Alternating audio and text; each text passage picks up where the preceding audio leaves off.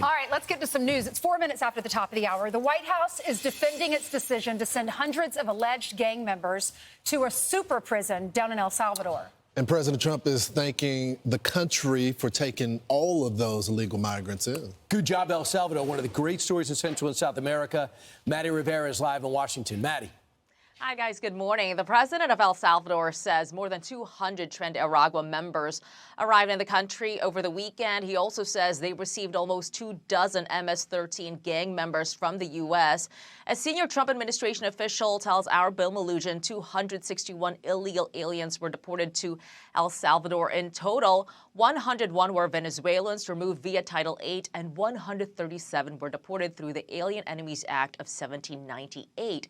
And that's what's been causing a lot of controversy. This wartime authority gives the president the power to deport non-citizens without a judicial hearing during a period of war or invasion. The act has only been used 3 other times in American history. This is the first time it's been invoked since World War II. But the president is justifying its use.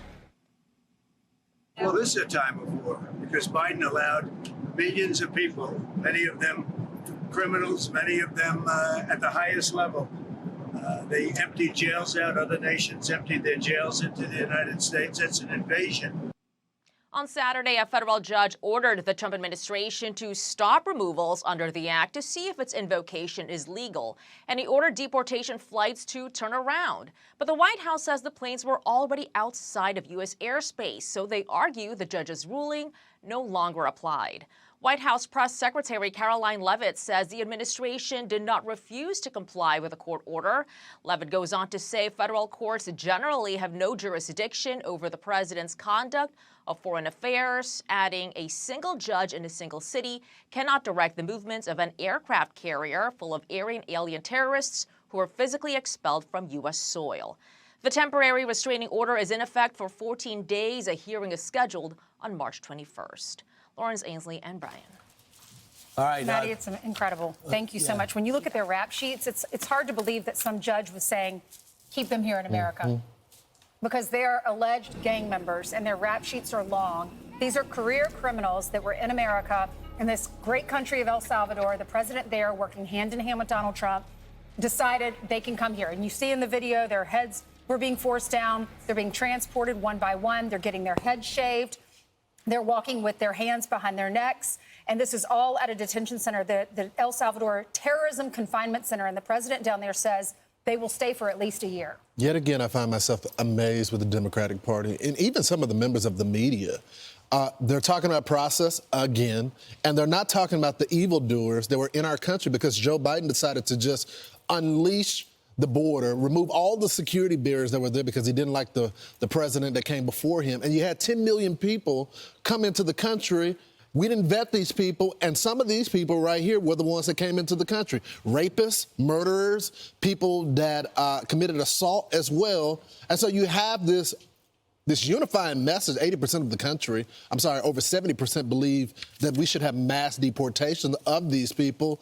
Yet they defend the actions of these criminals. So the way I understand it, a couple of days ago, I think it was Friday, where the president enacted the 1798 era Alien Enemies Act. And he said because of that, he was setting the table to get rid of TDA, MS-13, and all these criminal gangs that have come into our country. Next thing you know, we have lined up, 21 of the most wanted El Salvador MS-13 guys, 250 alien enemy members of TDA.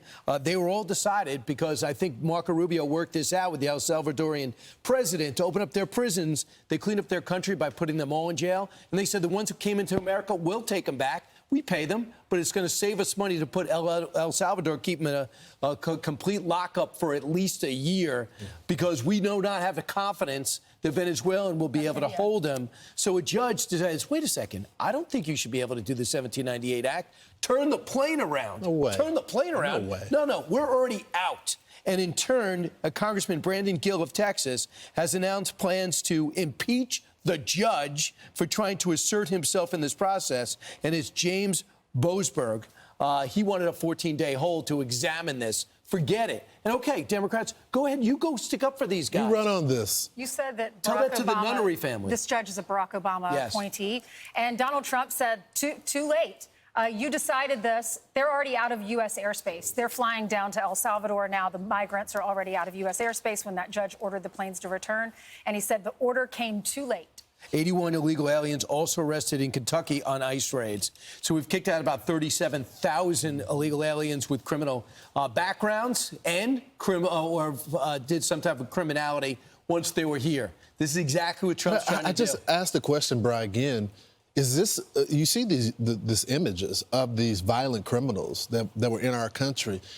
Do you guys want to be the party of these folks right here? Do you want to be the party of defending these folks? Something has to also be done. Brandon Gill, he's the youngest Republican in the House, represents my home state of Texas. He's offering these articles of impeachment. I don't think it's unwarranted. You got these federal judges that are acting like activists, trying to make sweeping measures for something that the president has the authority to do. Right. So think about this. If you're Laken Riley's family and you find out the Democrats and this judge is saying, turn the plane around, bring it back to America, you know how many crimes that they would have perpetrated had President Trump not won the election and led the charge, but Tom Homan, the executor of these plans to get rid of these people right away. So I just think overall it's a great message. This is what they keep telling me, like Henry Cuellar was the first to say it. It is so valuable to show the world the video of people being turned around. Don't just tell me numbers, show people being turned around, because it bridges languages. They go, it's not worth it to sell my mud hut and come here with all the money I have to get into America. I'm staying. So this morning, hundreds of illegal immigrants, some with alleged gang ties, are no longer in the country. The Trump administration deporting them in El Salvador mega prison.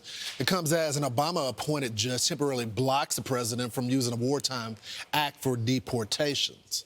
White House border czar Tom Homan joins us now. So, Tom, this is a promise made, a promise kept, but it looks like a judge is trying to stop this. Why? I don't know why. I don't know why any judge would want terrorists returned to the United States. I mean, first of all, the video, what a beautiful thing to see. It's incredible. Right? Look, the President Trump, by proclamation, invoked the authorities of the Alien Enemies Act, which he has the right to do, and it's a game changer. And we removed over 200 violent criminals from the United States, just not TDA, but also MS-13. The actions of President Trump made this country safer. Every criminal alien, every criminal public safety threat and national security threat removed from this country makes this country safer. That's what the American voters voted for. That's their mandate to the president. The president's keeping his promise. President Trump's a game changer. The Alien Enemies Act hasn't been used in a long time. And when I watched the video and I saw, and I was involved this week in this whole movement, there's an extraordinary thing what the President Trump is doing to keep his promise to American people to make this country safe again. And he's doing a fabulous job. So, Tom, I look at this judge. The flights were already in the air, in international waters. How did the judge get involved? Did these immigrants that were in the country illegally, did their lawyers get involved and make a petition to the judge? How did this happen? How did the judge know about the flights being in the air? Again, information was leaked somehow. I don't quite know how it got leaked, but there was a court emergency court hearing on five people that were on schedule to be deported. The judge had a written order that said these 5 people can't be removed right now. It wasn't until this flight was already in international waters, heading down to El Salvador, that the judge made some comment about returning the flights. We're already in international waters. We're outside the borders of the United States. I'm the border czar. Once you're outside the border, you know, it is what it is. But they're in international waters, already on the way south, close to landing. You know what? We did what we had to do. Remove terrorists, significant public safety threats from the United States. By the order of the proclamation by the President of the United States, we did the right thing.